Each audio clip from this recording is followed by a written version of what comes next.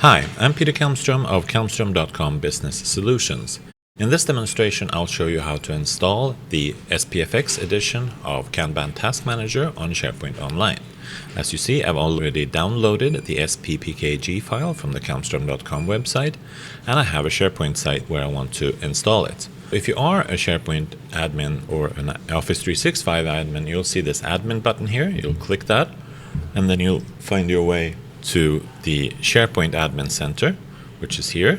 In the SharePoint Admin Center, go into More Features and click over here on Apps Open.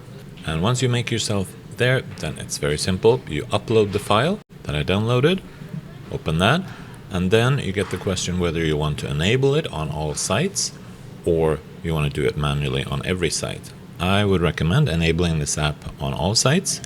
That doesn't change anything on the sites because this is a web part and it just makes the web part available for adding on a page. So now I go back to my SharePoint page here, refresh, and here I am on a communication site.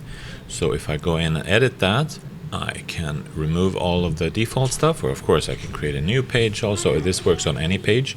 And here you see I have a full width section here. You can add this to the full width column.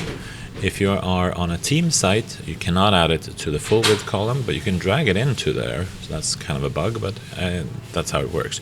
So you add it here in the full width, or of course you can add narrower column also, but Kanban Task Manager benefits from having more space. If you can't find it there, you can of course search like that, or you can search here in the toolbox, same thing, and then you just add it to the page like that. And once you've published and refreshed the page, then you should see Kanban Task Manager in action. Thank you for watching this demonstration.